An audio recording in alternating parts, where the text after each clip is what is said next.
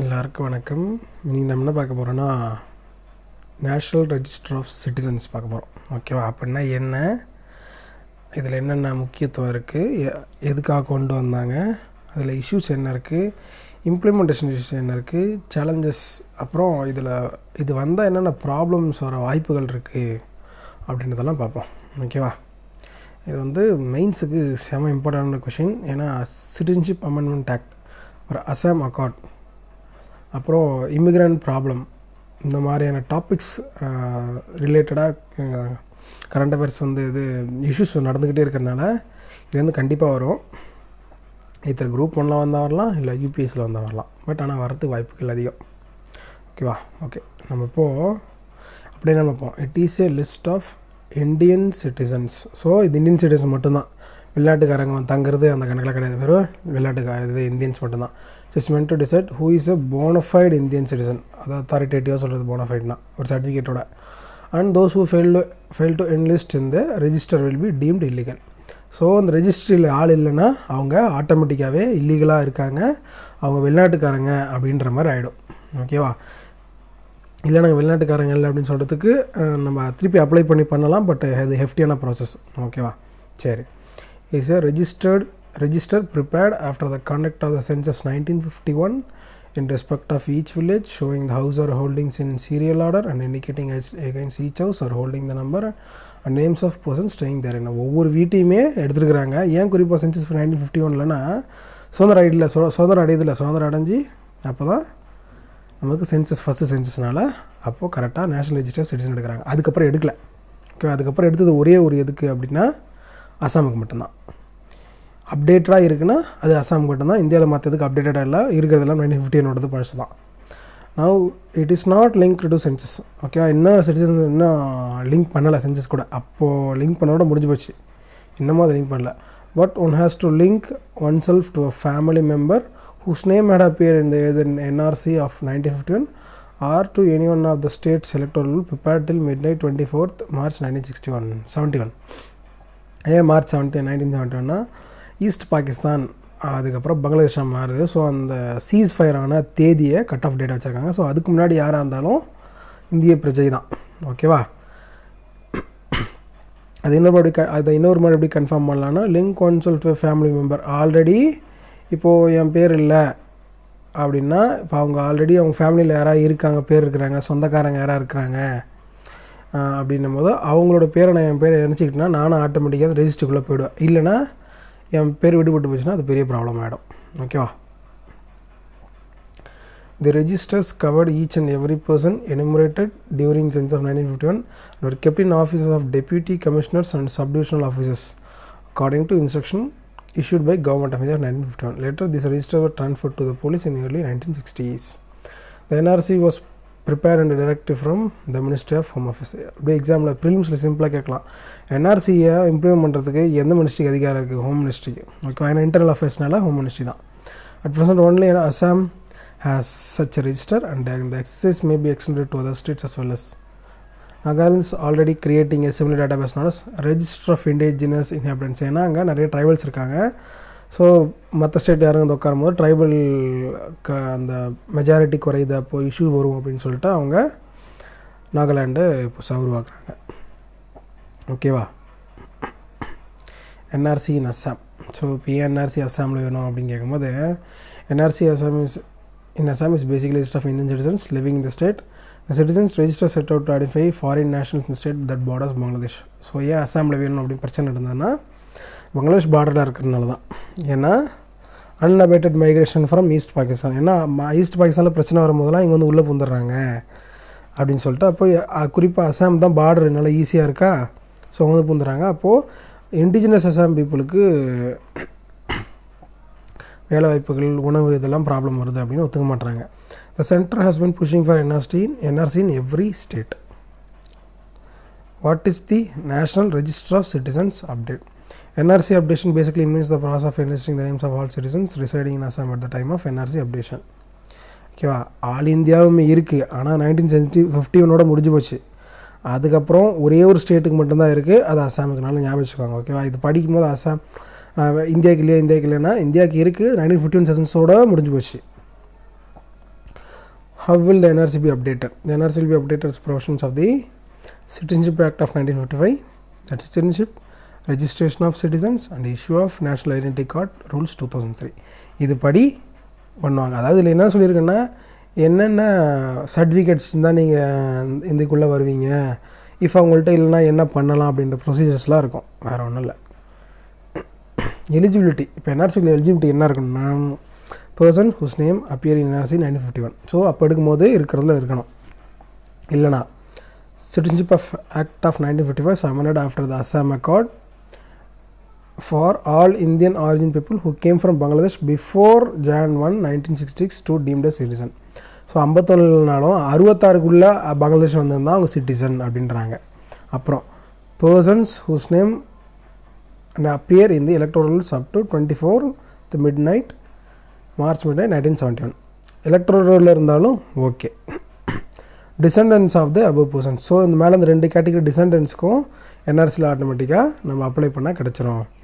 persons who came to Assam from Bangladesh between 1st January 1966 to 25th March 1971 registered themselves with the foreign regional registration office and were declared by foreign tribunal as Indian citizens. So இந்த 66 முன்னாடி இந்த automatic, அப்புறம் 77 electoral இருந்தால் okay. If இது ரெண்டுமே இல்லை, 64லேருந்து 71க்குள்ளே எதுவுமே அவங்கள்ட்ட இல்லை, ஆனால் இருக்கிறாங்க, ஆனால் 67க்குள்ளே வந்துட்டாங்கிறதுக்கான சர்டிஃபிகேட் இருக்குது அப்படின்னா இவங்க என்ன பண்ணணும், போயிட்டு FRROவில் ரெஜிஸ்டர் பண்ணிட்டு ஃபாரின் ட்ரைபுனலில் ஒரு கேஸ் மாதிரி இல்லை பெட்டிஷன் மாதிரி போட்டு அவங்க இந்தியன் சிட்டிசனாக அறிவிச்சிக்கலாம். ஓகே, அதுக்கு 10 வருஷம் வரை இருக்கணும். 71 81 அப்படின்ற மாதிரி கணக்கு. ஆனால் அது கிளாரிட்டி என்னென்னா, இப்போ போய் ஏன்னா அப்டேஷன் இப்போ தான் நடக்குது. அதுக்கப்புறம் ஓகேவா, இப்போ இந்த அப்டேஷன் நடக்கும் போது இப்போயும் அதே 10 வருஷம் ஃபாலோ பண்ணணுமா அப்படின்ற எக்ஸாக்டான ரீசன்ஸு டீப்பாக படித்து பார்த்தா தெரியும். அது கேஸ் இது, அது ரொம்ப ஹெஃப்டி, அது நமக்கு தேவையில்லை. ஓகேவா, ஆனால் இப்படி ஒரு இது இருக்குதுன்னு தெரிஞ்சுக்கிட்டால் போதும். All Indian citizens including their children and descendants who have moved to Assam post 24/1971 would be eligible for inclusion in the updated NRC on adducing satisfactory proof of residence in any part of the country outside Assam. Persons who can provide any of the admissible documents issued up to 24th March 1971. Post 1971க்கு வர்றதுக்கு உரிமை இருக்குது, இருந்தாலும் அவங்களோட descendants இவங்களுக்கு தான் இருக்குது. ஓகேவா, அசாமுக்கு ஒத்த வராது. அந்த போஸ்ட் 1971ல் அசாமில் இருக்கிறோன்னா பிஃபோர் 1971 மட்டும்தான் அலவுடு. இஃப் 1971க்கு மேலே அசாமில் இருக்கிறதா தரமாட்டாங்க, ஆனால் அதர் ஸ்டேட்டில் அலவுடு. ஓகேவா, அவுட் சைடு அசாம் தான் அலவுடு, அங்கே அலவுடு கிடையாது. அங்கே 1971 ஆல் ஓவர் இந்தியா இப்போ வரைக்கும் உண்டு. ஓகேவா, அந்த 2 டிஸ்டிங்ஷன். ஸோ இப்போது அவங்க இல்லீகல் அப்படின்னு சொல்லிட்டு என்ன பண்ணுவாங்கன்னா, dubious ஆர் டவுட்ஃபுல் அப்படின்னு சொல்கிறாங்க. This is a category of voters disenfranchised by the government for alleged lack of proper citizenship documents. Some 2.4 lakh 8 people got the de-voter tag during NRC process. ஓகேவா, அவங்க வந்து dubious, அவங்க சந்தேகப்படுறாங்க அப்படின்னு cancel பண்ணி விட்டுறாங்க. அப்புறம் de-voters are tried by special tribunals under Foreigners Act. If they fail to defend the citizenship claim, they are marked as declared foreigners. So first டிவோட்டர்னு consider பண்ணுறாங்க, அடுத்தது அவங்க டிக்ளேர்டு ஃபாரினராக இஃப் அவங்க சிட்டிசன்ஷிப் கிளைம் ஒர்க் ஆகலாம் பண்ணிவிடுவாங்க. அதுக்கப்புறம் என்ன பண்ணுவாங்கன்னா, டிடென்ஷன் கேம்புக்கு அனுப்பிச்சி விட்ருவாங்க, which are within jails for criminals for deportation. There were 91,206 declared foreigners as on December 31, 2017. இது பழைய டேட்டா, இப்போ இது டேட்டா கிடைக்கல. ஓகேவா, சரி, இப்போ என்ஆர்சி எதுக்கு உருவாக்குறாங்க அப்படின்னு பார்க்கும்போது, government to identify infiltrators living in India. நம்ம ஊரில் யாரெல்லாம் இல்லீகலாக இருக்கிறாங்க கண்டுபிடிக்கிறதுக்காக இதை பண்ணுறாங்க. இல்லீகலாக யார் இருக்கிறாங்க அவங்கள டிடைன் பண்ணி அப்புறம் டிப்போட்டும், அதாவது இந்தியா விட்டு வெளியே துரத்திடுறது. அடுத்தது will target illegal migrants in India. ஓகேவா, ஆனால் அதில் எக்ஸப்ஷன் என்னென்னா, ஹிந்து, கிறிஸ்டின், சீக், புத்திஸ்ட்டு, ஜெயின், பார்சி, ஆப்கானிஸ்தான், பாகிஸ்தான், பங்களாதேஷ், இந்த 3 முஸ்லீம் மெஜாரிட்டி நாட்டிலேருந்து இந்த 6 கம்யூனிட்டி வந்தால் அவங்க பிரச்சனை கிடையாது. If the claim the have arrived in India after fleeing religious prosecution. So மத விதமாக ஏதாவது ப்ராப்ளம் ஏற்பட்டு அவங்க ஆஃப்டர் 1971 வந்தாலும் இந்த 3 நாட்டிலேருந்து இந்த 6 மதத்துக்கு எக்ஸப்ஷன். ஓகேவா, it essentially means if a nationwide or NRC is implemented as proposed, Any illegal migrant from Pakistan, Afghanistan and Bangladesh will be affected. அப்புறம் people coming from there who belong to Muslim community, இங்கே தான் problem, will also be affected as they are not included in the Citizenship Amendment Act of 2019. இதை 2019 கொண்டு வந்த சட்டத்துப்படி முஸ்லீம்ஸுக்கு exception, அதாவது Muslims மட்டும் கூடாது, அவங்கள வந்து இல்லீகல் இமிகிரண்ட்டாக தான் கன்சிடர் பண்ணப்படும். ஓகேவா? சிஏக்கும் என்ஆர்சிக்கு லிங்க் இருக்கா? சிட்டிசன்ஷிப் அமெண்ட்மெண்ட் ஆக்ட்டுக்கும் நேஷனல் ரெஜிஸ்டர் ஆஃப் சிட்டிசனுக்கு இருக்கான்னா டைரக்ட் லிங்க்கு கிடையாது. ஓகேவா? ஆனால் இன்டெரக்ட் லிங்க் இருக்குது. ஏன்னா என்ஆர்சியில் அசாமை தவிர்த்து வேறு எங்கே இருந்தால் எந்த நாடாக இருந்தாலும் அலவுடு அப்படின்னு சொல்லியாச்சு. ஆனால் அந்த எந்தெந்த நாடுன்னு என்ஆர்சியில் குறிப்பிடல. அது எதில் குறிப்பிட்டிருக்காங்கன்னா சிஏயில் தான் குறிப்பிட்டிருக்காங்க. அவ்வளோதான் வித்தியாசம். என்ஆர்சியில் அதர் சிட்டிசன் அந்த என்ன அசாம் தவிர்த்து வேறு யாராக இருந்தாலும் எப்போ வந்தாலும் எடுத்துக்குவோம் அப்படின்னு சொல்லியாச்சு. ஆனால் யார் யார் எடுத்துக்குவோம், என்னென்ன ரூல்ஸ் அண்ட் ரெகுலேஷன், அவங்க என்னென்ன சர்டிஃபிகேட்லாம் ப்ரொவைட் பண்ணணும் அப்படின்றதெல்லாம் சிட்டிசன்ஷிப் அமெண்ட்மெண்ட் ஆக்டில் தான் இருக்குது. ஓகேவா? அதில் தான் திருப்பி இந்த 6 மாதத்துக்கும் எக்ஸப்ஷனு இந்த 3 நாட்டிலேருந்து வந்தால் 2014 வந்துருக்கணும். அதுக்கப்புறம் அந்த அலர்ட் கிடையாது. ஓகே, 2014 இந்த 3 நாட்டிலேருந்து அதை அவுட் சைடு அஸ்ஸாமில் யாராவது தங்கியிருந்தாலும் இந்த 6 மாதத்துலேருந்தும் அலோடு உண்டு. ஓகேவா? they will not be treated as illegal immigrants and given Indian citizenship. So citizenship கொடுத்துருவாங்க. இந்த 2019 பிரசிடென்ட்டில் கையெழுத்து வாங்கிடுது. The rules of this act are yet to be framed and Center has sought an extension of the deadline until 2022. The NRC on the other hand is a process of valid Indian identification. ஓகேவா? ஏன்னா இப்போ சிஏந்து ஒரு சட்டம், அதில் என்ன பண்ணணும்னு சொல்லியிருக்கு. ஆனால் அதோட அப்ஜெக்டிவை எது பூர்த்தி செய்யணும்னா அது என்ஆர்சி தான் செய்யும். என்ஆர்சி இன் அஸ்ஸாம். இப்போ அஸ்ஸாமில் எப்படி இது உருவாச்சு அப்படின்னு பார்க்கும்போது the issue of its update assumed importance as evidence large scale illegal immigration. நான் சொன்னால ஈஸ்ட் பாகிஸ்தானு பங்களாதேஷாக மாறும்போது நிறைய ப்ராப்ளம் இருந்துச்சு. அப்போது அங்கே இருந்த ஒரு 6 வருஷம் ப்ரொட்டஸ்ட் பண்ணாங்க. யாருன்னா all Assam students union protest பண்ணாங்க ஒரு 6 வருஷத்துக்கு. யாருன்னா இல்லீகல் இமிகிரண்ட்டு டிப்போர்ட் பண்ணுங்க அப்படின்னு சொல்லிட்டு. இதனால் என்ன பண்ணுறாங்கன்னா ஆஃப்டர் 51க்கு அப்புறம் இருக்கிற எல்லாரையும் டிப்போர்ட் பண்ணு கேட்குறாங்க. அதுக்காக இந்த என்ஆர்சியை எப்படி கண்டுபிடிக்க முடியும், யார் தான் இல்லீகல்னு கண்டுபிடிக்க முடியும்? அப்போ நம்ம என்ஆர்சின்னு ஒன்று வச்சுக்கணும். சிட்டிசன் யாரும் தெரிஞ்சால் தான் யார் நான் இல்லீகல் சிட்டிசனாக இல்லீகலாக யார் உள்ளே வந்தாங்க தெரியும், இமிகிரண்ட்டாக யார் வராங்கன்னு தெரியும். இமிகிரண்ட்டோ ரெஃப்யூஜியோ அடைக்கலம் தேடி வராங்க ரெஃப்யூஜின்னு சொல்லுவாங்க. யாராக இருந்தாலும் சரி நம்மள்கிட்ட யார் இந்தியன் சிட்டிசன் தெரிஞ்சதான் வெளியே தள்ள முடியும். அப்படின்றதுனால என்ஆர்சியை உருவாக்கணும்னு சொல்கிறாங்க. அதுக்கப்புறம் தான் 51 இருக்கிறத அதுக்கப்புறம் அந்த 6 வருஷம் ப்ரொட்டஸ்ட்டில் அஸ்ஸாம் அக்கார்ட்னா 1985 இது பண்ணுறாங்க. அப்போ என்ன முடிவு பண்ணுறாங்கன்னா மார்ச் 25, 1971 தான் கட் ஆஃப் டேட்டாக வச்சுக்கிறாங்க. இதுக்கப்புறம் யார் வந்தாலும் அஸ்ஸாமுக்குள்ளே இருந்தால் தூக்கி வெளியே அடிச்சிருவாங்க. ஓகேவா? Since the cut off prescribed under article 5 and 6 of the Indian Constitution was July 1949. To give force to the new date, an amendment was made to Citizenship Amendment Act. A new section was introduced. It was applicable only to Assam. So இந்த 1971க்கு அப்புறம் வரவங்கள எடுத்துக்க முடியாது அப்படின்ற provision அஸ்ஸாமில் மட்டும்தான் work ஆகும். ஏன்னா இப்போ சொன்னல, ஏன்னா அதர் கண்ட்ரி பிரச்சனை, அதர் ஸ்டேட்டுக்கு இஷ்யூஸ் கிடையாது.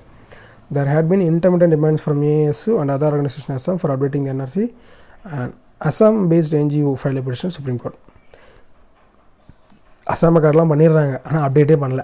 அதுதான் காமெடியே. பிரச்சனை நடக்குது, அஸ்ஸாம் கார்டு இது பண்ணுறாங்க, அப்டேட் பண்ணுன்னு சொல்கிறாங்க, செய்யணும்னு சொல்கிறாங்க. ஒழிய சிட்டிசன்ஷிப் அமெண்ட்மெண்ட் ஆக்ட் 1955 அமெண்ட்மெண்ட்லாம் வருது, ஆனால் வேலை மட்டும் நடக்கலை. ஓகேவா? ஒரு 2014 என்ன சொல்கிறாங்க, டிவிஷன் பெஞ்ச் வந்து சீக்கிரமாக இதை பண்ணுங்கள், டைம் ஒன் மேனில் பண்ணுங்கன்றாங்க. அதுக்கப்புறம் என்ன பண்ணுறாங்க, NRC 1951 and electoral roll of 1971 எடுத்து லெகசி டேட்டான்னு சொல்கிறாங்க. Persons and their descendants whose names are appeared in this document are certified as Indian citizens. So இந்த 2த்துலேயும் இருந்தாங்கன்னா அவங்க இந்தியன் சிட்டிசன். ஓகேவா? ஏன்னா உடனேலாம் வந்துட முடியாது. 1970 தான் பிரச்சனை இருக்குதுன்னா அதுக்கு முன்னாடி இருக்கிறவங்க இதெல்லாம் வச்சுருப்பாங்க அப்படின்றது ஒரு டேட்டா. ஓகேவா? இம்பேக்ட்ஸ்னால என்ன இம்பேக்ட்ஸ் வரும் அப்படின்னும் போது, யாராருக்கெல்லாம் டாக்குமெண்ட் கிடைக்கலையோ அவங்களுக்கு ஆதார் கிடைக்காது. ஓகேவா? அப்புறம் அவங்களுக்கு ஆதார் இல்லைனா ஏன்னா ரேஷன் கார்டாக ஆதாரோட இணைக்கணும். ஸோ ரேஷன் கார்டு கிடைக்காது. அப்புறம் அதர் கவர்மெண்ட் பெனிஃபிட் கிடைக்காது. அது ஹெல்த் இன்சூரன்ஸ்லேருந்து நீங்கள் எந்த ஸ்கீமுக்கு அப்ளை பண்ணாலும் எதுவுமே கிடைக்காது. அப்புறம் இன்க்ரீஸிங் ட்ராமா. என்ன ட்ராமானா, எக்ஸ்க்ளூட் பண்ணால் அவங்களுக்கு நம்ம இந்த நாட்டை விட்டு வெளியே போகணுமா, அப்போ நம்ம வாழ்வாதாரம் என்ன பண்ணுறது அப்படின்ற யோசனைகள்லாம் வரும். ஓகேவா? இப்போ ஒரு ஸ்பெகுலேஷன் என்ன இருக்குது அப்படின்னா, third point, actual number of illegal immigrants in Assam in particularly அந்த கண்ட்ரி இன் ஜெனரல். ஓகேவா, இது ஸ்பெகுலேஷன், இதை நிறுத்திருன்னு சொல்கிறாங்க. ஆனால் it will provide a varied data set to carry out meaningful data debates and implement calibrated policy measures. இது சொல்கிறாங்க illegal இமிக்ரெண்ட்டை துரத்தி அடிச்சிடுன்னு சொல்கிறாங்க. ஆனால் ப்ராப்ளம் என்னென்னா, நிறைய பேருக்கு டாக்குமெண்ட்டே ஈவன் பிஃபோர் இருந்தும் டாக்குமெண்ட் கிடையாது. ஏன்னா நிறைய பேருக்கு படிப்பு கிடையாது. ஓகே, அதனால் டாக்குமெண்ட் ப்ராப்பராக வச்சுருக்க மாட்டாங்க பழைய ஆளுங்க. ஃபார் எக்ஸாம்பிள் நம்ம வீட்டில் தாத்தா பாட்டிக்கலாம் எப்போ பிறந்தாங்கன்னா உங்களுக்கு எக்ஸாக்டாக டேட் தெரியாது, அவங்களாம் சர்டிஃபிகேட்லாம் இருக்கிறது வாய்ப்பே கிடையாது. ஓகே, அவங்க டிசெண்டன்ஸ்னு எப்படி அவங்க நம்ம சொல்ல முடியும்? இப்போ தாத்தா பாட்டிக்கலாம் டாக்குமெண்ட் இல்லைனா அவங்களை துரத்தி அடிச்சிடலாமா? அது எப்படி வந்து செட் ஆகும்? ஓகேவா, ஆனால் அவங்க பசங்களுக்கும் இருக்கும், இல்லை அவங்க பசங்களுக்குமே அவங்கள காரணமாக அவங்க படிப்பு இல்லைனா அவங்க பசங்களுக்குமே வாங்கலாம், என்ன ஆகும்? ஸோ இது பெரிய பயங்கரமான இது. அதனால் இன்க்ரீஸிங் ட்ராமா உருவாக்கும். ஓகேவா, publication of an updated NRC expected to deter future migrants from Bangladesh from entering Assam illegally. So இது ஒன் ஆஃப் த பெனிஃபிட். இதை இது பண்ணுறதுனால புதுசாக நம்ம வந்தால் அங்கே இருக்க முடியாது அப்படின்னு தெரிஞ்சிடும், ஸோ வர மாட்டாங்க அப்படின்றது. The publication of draft NRC has already created a perception that staying in Assam without valid documentation will attract detention, jail term and deportation. So இது ஒரு மெஷராக இருக்கும், இல்லீகல் இமிக்ரெண்ட் வரமாட்டாங்க. More important, illegal migrant may find it even more difficult to procure Indian identity documents and avail all rights and benefits of due to all the Indian citizens. அதாவது இந்திய பிரஜைகளுக்கு கிடைக்க வேண்டியதை அவங்க எடுத்துக்க முடியாது அப்படின்னு சொல்கிறாங்க. ஸோ ஒரு positive benefit. Inclusion of the names in NRC will provide respite to all those Bengali speaking people in Assam who have been hitherto suspected as being Bangladesh. அதாவது இந்த NRC அப்டேட் பண்ணாமல் இருக்கிறதுனால பங்களாதேஷி பேசுகிற, அதாவது பெங்காலி பேசுகிறவங்க எல்லாரையுமே பங்களாதேஷி அப்படின்னு கன்சிடர் பண்ண வாய்ப்பு இருக்குது. ஆனால் வெஸ்ட் பெங்கால் அசாம்லேயுமே வெஸ்ட் பெங்கால்லேருந்து வந்தவங்க, இல்லை பிஃபோர் இண்டிபெண்டன்ஸ்லேருந்து வெஸ்ட் பெங்கால்லேயே பெங்காலி பேசுகிறவங்க இருக்கிறாங்க. அப்போது அந்த ஒரு ஸ்டீரியோடைப் உடையும். இப்போ அந்த சர்டிஃபிகேட் அங்கே வச்சுருந்தாங்கன்னா, இல்லை நாங்கள் அசாமில் இருக்கிற பூர்வக்குடி ஒரு பெங்கால் பேசுகிற மக்கள், நாங்கள் வந்து பங்களாதேஷ்லேருந்து வரல அப்படின்ற பிரச்சனை முடியும். So positive benefit. Why has, இதுலேருந்து கொஞ்சம் இஷ்யூ பார்க்குற மாதிரி இருக்கும். Why has the NRC of Assam not come into force even after 2 years. இது சுப்ரீம் கோர்ட்டும் கேட்டிருக்காங்க. பட் ப்ராப்ளம் என்னென்னா, நோட்டிஃபிகேஷன் பண்ணணும். ரெஜிஸ்டர் ஜென்ரல் ஆஃப் இந்தியா நோட்டிஃபிகேஷனோட which question the legality of the list. இன்னும் அதை வந்து அஃபிஷியலாக லீகலாக நோட்டிஃபிகேஷன் விட்டு அதை இன்னும் அமுல்படுத்தலை ஒழுங்காக. ஓகேவா, டிராஃப்டாக தான் வந்துக்கிட்டே இருக்குது, 4 டிராஃப்ட் 2 டிராஃப்ட்ன்ட்டு. ஃபைனல்னு சொன்னாலும் அந்த ஃபைனலுக்கு லீகாலிட்டி கொடுக்கணும். இப்போ ஃபைனல் NRCன்னு சொல்லிட்டாலும் அதுக்கு லீகாலிட்டி நோட்டிஃபிகேஷன் வராமல் வராது. ஓகேவா, அன்ஹர்டு கேஸ். சுப்ரீம் கோர்ட் என்ன சொல்லியிருக்குன்னா, 2019 எந்த கேஸ் ரிலேட்டடாக இது வரைக்கும் விசாரிக்கலை NRC ரிலேட்டடாக. ஏன்னா ஒருத்தவங்க இல்லீகல் இமிக்ரெண்ட்னு சொல்லிட்டாங்கன்னா அவங்க ஃபாரினர் ட்ரைபுனலில் கேஸ் நடத்தணும். அதில் கேஸ் நடக்கிறதுக்கே உசுறு போயிடும். அதுக்கப்புறம் ஹைகோர்ட் போகணும், ஹைகோர்ட்டுக்கு அப்புறம் சுப்ரீம் கோர்ட்டுக்கு போகணும். அவங்களோட சர்டிஃபிகேட்டே வாங்குறதுக்கு முடியலன்னா அவங்களுக்கு என்ன தான், அவங்களுக்கு சர்டிஃபிகேட் வாங்குறதுக்கே தெரியல. இப்போ அவங்கள போய் இத்தனை கேஸ் இறங்குன்னா முடியாது. அதுக்கு பணம் இருக்கணும், பதவி பலம் இருக்கணும், அட்லீஸ்ட்டு அதை தெரிஞ்சிருக்கணும். 3மே இல்லைன்னும் போது சுத்தம், அதுதான் பெரிய ப்ராப்ளம்.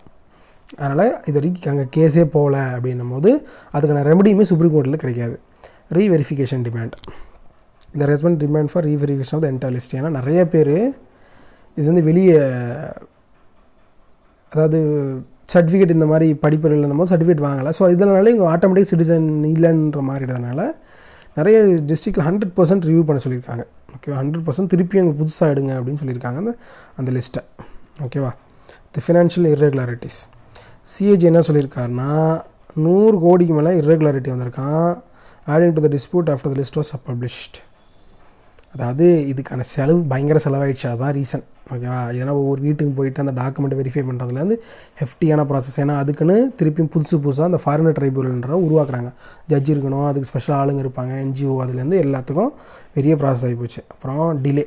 ஓகேவா, in February 2020, NRC state coordinator wrote to Assam government advising the unlocking of biometric details of the 8.37 lakh people who made it back to the list. அதாவது ஃபஸ்ட்டு ஒரு லிஸ்ட் ஒன்று விட்றாங்க, அதை சொல்லப்போனால் ஒரு 40 லட்சம் பேர் இது பண்ணுறாங்க. ஓகேவா, அதில் ஒரு 8.5 லட்சம், அதாவது 8.37 lakh உள்ளே போயிடுறாங்க. பட் ஆனால் இந்த 40 லட்சத்தில் மிஸ் ஆகல, அந்த 40 லட்சம் பேர் பயோமெட்ரிக் டேட்டாவை லாக் பண்ணி விட்டுறாங்க. அப்போ அந்த 40 லட்சத்தில் இந்த 8 லட்சம் திருப்பி உள்ளே போகும்போது அவுட் ஆஃப் 33ல் 8 லட்சம் போயிடுறாங்க. அப்போ அந்த 8 லட்சத்தை நீங்கள் இன்னும் அந்த 8 லட்சத்தை டீஃப்ரீஸ் பண்ணணும். பட் டீஃப்ரீஸ் பண்ணால் அப்படி ஃப்ரீஸ் பண்ணி வச்சுக்கிறாங்க. Official the UIADI regional office in Guwahati said that Aadhaar numbers of people with the NRC cloud could not be issued until clarification from the RGI reached the authority via the department. அதாவது என்ன சொல்கிறாங்கன்னா, register general இருக்கார்ல, அவர் notification போடலையா. Notification போடாதனால NRC க்ளவுடில் வந்து அந்த state coordinator, NRC state coordinator வந்து இது பண்ணலை, அசாம் கவர்மெண்ட் இது பண்ணலை, அதனால் நாங்கள் அப்படியே ஃப்ரீஸ் பண்ணி வச்சுருக்கோம் அப்படின்றாங்க. அதாவது ஒரு ஹெஃப்டியான ப்ராசஸ்ன்றதை அது சொல்லாமல் சொல்கிறாங்க. Without the RGI notification the NRC authority cannot issue rejection slips to the 19.06 lakh people out of 3 crore applicants who were left out excluded from the register August 31, 2019. அதாவது திருப்பி இது பண்ணுறாங்க. அதில் திருப்பி ஒரு 19 லட்சத்தை, அதாவது 40 லட்சம் 20 லட்சம் உள்ள போயிடுது, 20 லட்சம் வெளியே வந்துடுது. ஓகேவா? அதான் ஃபஸ்ட் டைம் ஒரு 8 லட்சம், ரெண்டாவது டைம் ஒரு 19 லட்சம் அவுட் ஆஃப் 3.3 crore அப்ளிகன்ஸில் 19 லட்சம் பேருக்கு இது இல்லை. இவங்களுதையுமே அவங்களுக்கு ரிஜெக்ஷன் ஸ்லிப்னு ஒன்று கொடுக்கணும். ஏன் அந்த ரிஜெக்ஷன் ஸ்லிப் கொடுக்கணும்னா, அந்த ரிஜெக்ஷன் ஸ்லிப் கொடுத்தா தான் அவங்க போய் கேஸே போட முடியும். அதான் ஒரு காமெடி. ஆல்ரெடி உள்ளே வந்தவங்களுக்கும் பயோமெட்ரிக் டேட்டில் வெளியே உள்ள இவங்களுக்கு ரிஜெக்ஷன், சரி இவங்க வெளியே தள்ளிட்டே இவங்க போய் கேஸ் பண்ணணும்னு பார்த்தா அவங்களுக்கு ரிஜெக்ஷன் ஸ்லிப்னு ஒன்று கொடுத்தா தான் இவங்க கேஸை போட முடியும். இது ஒரு பிரச்சனை. such a slip outlines the reasons for a person being left out of the list. So நான் வெளியே வந்துட்டேன்னு அதுதான் ஒரு அத்தாரிட்டி, அப்போ தான் நான் கேஸ் பண்ண முடியும். According to standard operating procedure, each person was to have been issued a rejection slip after appealing to the Foreigners Tribunal within 120 days of receiving the slip. So slip வந்தால் தான் நான் case பண்ண முடியும். அந்த slip வந்து 120 நாளில் நான் போய் கேஸை போட்டணும். ஓகேவா? அப்புறம் தான் இந்த கேஸை எடுத்து உள்ளே போடலாமா இல்லை வெளியே போடலாமா அப்படின்னு ஃபாரின் ட்ரைபுனல் முடிவு பண்ணணும். But till date those excluded who have been issued rejection slips by the NRC which would enable them to file appeals. So உள்ளே வந்தவங்களுக்கு பிரச்சனை முடியல, வெளியில் ஆல்ரெடி இருக்கிறவங்களுக்கும் பிரச்சனை முடியல. This NRC cases are stretching out since last year. No hearings have taken place. So implementation is still uncertainty. ஓகேவா? Foreign ட்ரைபுனலும் போகல, சுப்ரீம் கோர்ட்டுக்கும் போகல ஒழுங்காக. ஃபாரின் ட்ரைபுனல் கேஸ் நடக்கும், பட் ஆனால் ஹெஃப்டியான ப்ராசஸ் அது. The NRC process should have been taken to its logical conclusion or continued within the schedule. So சீக்கிரம் முடிச்சிருக்கணும், இல்லை விட்டு வச்சிருக்கணும். ஓகேவா? ஆனால் விட்டு வைக்க முடியாது. ஏன்னா அசாம் அக்காடு படி செஞ்சாகணும்னு உத்தரவு கொடுத்தாச்சு, சும்மா இருக்க மாட்டாங்க. ஏன்னா சுப்ரீம் கோர்ட் டைரக்ஷன். ஓகே, ஆனால் செஞ்சு தான் ஆகணும். அது எப்படி செய்கிறாங்கன்றதுல தான் இருக்குது. Finger prints, retina scans and other details collected during the hearing of claims for excluded people to be included in the NRC and objections to the inclusion of people who may have figured in the citizenship erroneously or through alleged manipulation. அதாவது உள்ளே இருக்கிறவங்களும் சரி வெளியே இருக்கிறவங்களும் சரி அதை ஒழுங்காக process ஒழுங்காக பண்ணி முடிங்கன்றாங்க. அவ்வளோதான். ஓகேவா? இப்போ சேலஞ்சஸ் என்ன அப்படின்னு முன்னாடி சொன்னால் அதே சேலஞ்சாக திருப்பி வர மாதிரி இருக்கும். ஃப்ளாடான ப்ராசஸ். ஏன்னா ஃபர்ஸ்ட் லிஸ்ட்டில் நிறைய பேருக்கு பேர் இல்லை. அதில் காமெடி என்னென்னா, ஃபேமிலி ஆஃப் ஃபார்மர் பிரசிடெண்ட் யாருன்னா ஃபக்ருதீன் அலி அஹ்மத், 5வது பிரசிடெண்ட்டாக இருந்தவர். ஐ திங்க் 71 76 74 வரைக்கும், சாரி 71 74 வரைக்கும் இருந்தாலும் அந்த பிரசிடெண்ட்டோட ஃபேமிலி மெம்பரே இல்லை. அதுலேருந்து என்ன சொல்லுதுன்னா இதில் ஒரு ஃப்ளா இருக்குது அப்படின்னு சொல்லிட்டு. The parallel process of NRC, the voter list of election commission and the foreign tribals with the help of the Assam border police have led to utter chaos. ஏன்னா யாருமே இன்ஃபர்மேஷனை ஷேரி பண்ணிக்கல. Okay, none of these. ஏன்னா NRC எது முடிவு பண்ணோம், voter list வச்சு தான் முடிவு பண்ணணும். ஓட்டர் லிஸ்ட்டில் தப்பு இருந்தால் என்ஆர்சி கிடைக்காது. ஓகேவா? இப்போ என்ஆர்சி உள்ளே போயிடுச்சுன்னா இது நான் என்ஆர்சியில் நான் வந்து சிட்டிசனாக இல்லையான்னு எது சொல்லணும், அதுக்கு ஒரு ஃபாரின் ட்ரைபல் சொல்லணும். இப்போ ஃபாரின் ட்ரைபல் சொல்கிறதுக்கு ஸ்லிப்பு வேணும். என்ஆர்சியில் ஸ்லிப்பு கொடுக்கலையே, ஸ்லிப்பு கொடுத்தா தானே ஃபாரின் ட்ரைபலுக்கு போக முடியும். ஓகேவா? என்ஆர்சி ஸ்லிப்பு கொடுக்கணுன்னா ஆதாரை வந்து டீஃப்ரீஸ் பண்ணணும். இந்த மாதிரி இஷ்யூஸ்லாம் இருக்கிறதுனால அப்படியே ஒரு கொள்ளப்படியே போயிட்டுருக்கு. So the draft provides a window for re-verification. Due to large number of people being excluded from the list, it will be very difficult to physically verify all of them. ஏன்னா கிட்டத்தட்ட 19 அது 20 லட்சம் பேர்கிட்ட லெஃப்ட் அவுட்டாக இருக்காங்கன்னா 20 லட்சம் பேர் ஃபிசிக்கலாக போய் பார்த்து வெரிஃபை பண்ண முடியுமா அவங்கள்ட்ட? ஏன்னா ஒரு நேரத்தில் வீட்டில் ஆள் இருப்பாங்க, ஒரு நேரம் வீட்டில் ஆள் இருக்க மாட்டாங்க. எல்லாம் சர்டிஃபிகேட் இருக்கும், ஒரு டைம் சர்டிஃபிகேட் இருக்காது. அது ப்ரொவைட் பண்ணுறதுக்குள்ளே அது கிடச்சி அவங்க திருப்பி அதை இது பண்ணுறதுக்கு பெரிய process. there is uncertainty about the future of those who left out from the list. ஏன்னா அவங்க என்ன பண்ண தெரியாது.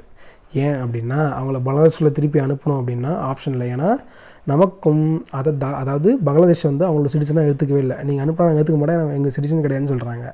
அப்புறம் நமக்கும் அவங்களுக்கு ஆல்ரெடி ஒரு ஃபார்மல் அக்ரிமெண்ட்டும் கிடையாது. அதாவது India cannot forcibly push the illegal migrants back to பங்களாதேஷும் ஒத்துக்கல.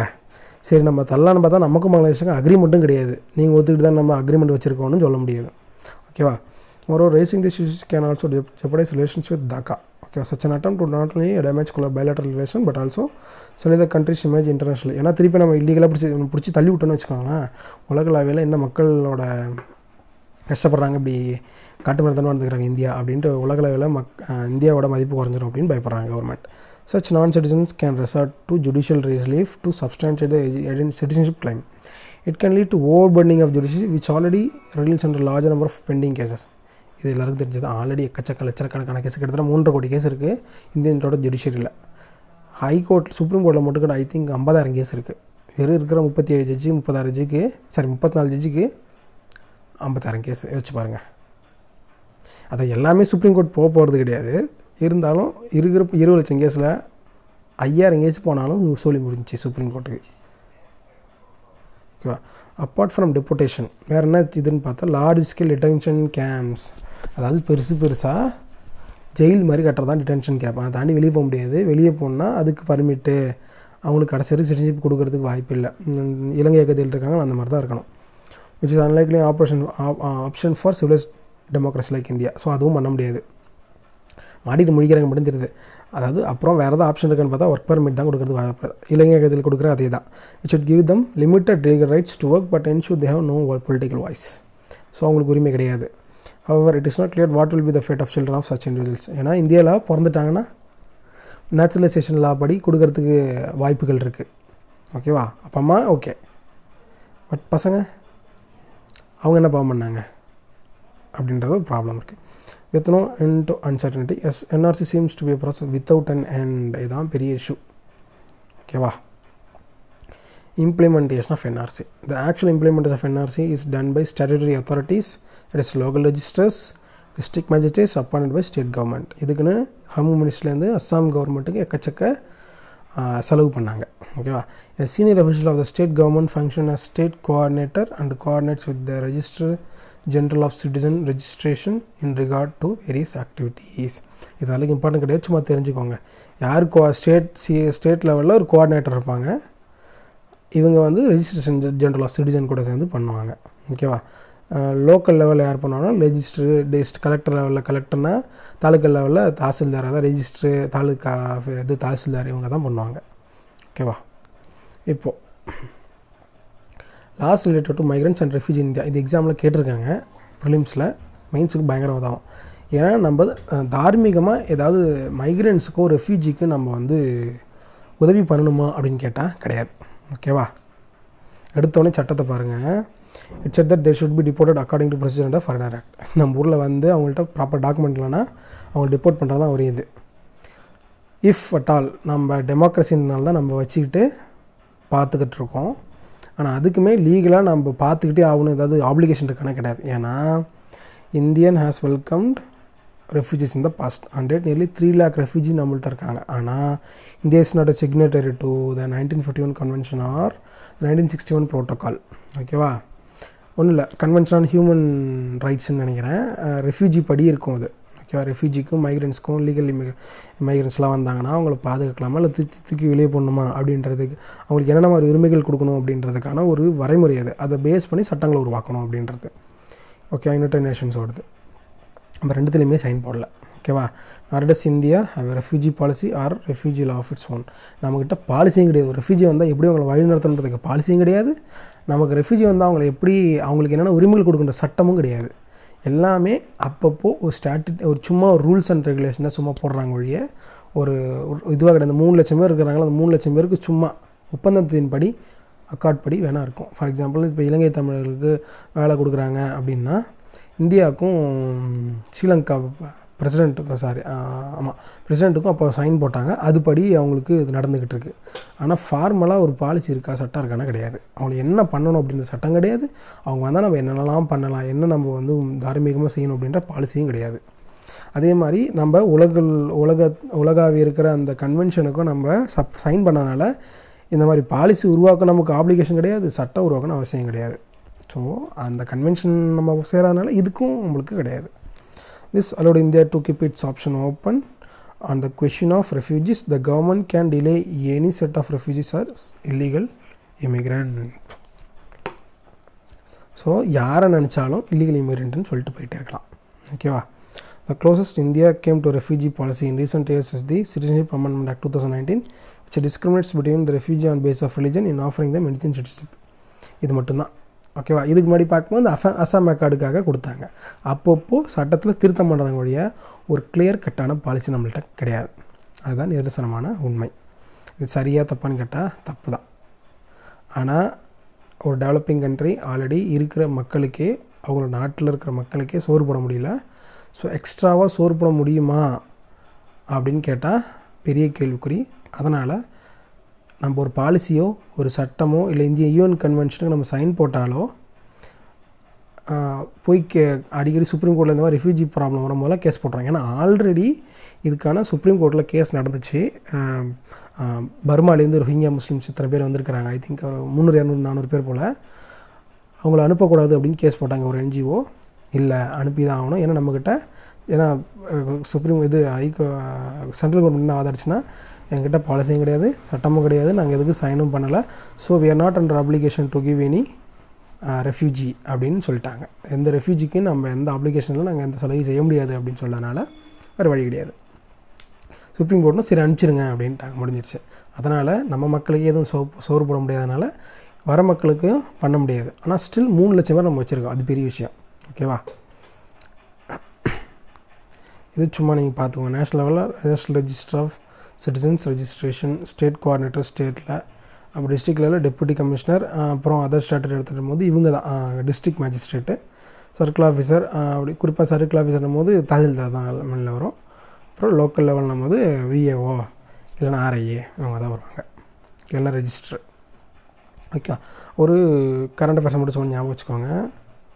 காக்ஸ் பஜார் அப்படின்னு ஒரு ஏரியா இருக்குது. எங்கன்னா பங்களாதேஷில் இருக்குது. அதுதான் வேர்ல்ட்லேயே பெரிய ரெஃப்யூஜி கேம்ப்பு. ஓகேவா? எங்கே இருக்குன்னா, இப்படி இந்தியா இருக்குன்னா பங்களாதேஷ் எப்படி இருக்குமா, ஒரு தீவு இந்தாண்ட ஒரு சின்ன தீவில், அது இவ்வளோ பெருசு போட்டோம், பட் சின்ன தீவில் இங்கே அந்த காக்ஸ் பஜார், அங்கே தான் வந்து நிறைய ரெஃப்யூஜிஸ் வச்சுருக்காங்க. உலகத்துலேயே பெரிய ரெஃப்யூஜி கேம்ப் அது. ஓகே, அது ஃபேக்சுவல் இன்ஃபர்மேஷன் எக்ஸாமில் கேட்குறது வாய்ப்பு இருக்குது. ஓகேவா? முடிஞ்சிருச்சு. லைக், ஷேர், சப்ஸ்கிரைப், கமெண்ட், ஃப்ரெண்ட்ஸுக்கு ஷேர் பண்ணுங்கள். முக்கியமாக யூபிஎஸ்சி குரூப் 1 படித்தாங்கன்னா ஷேர் பண்ணுங்கள். வணக்கம்.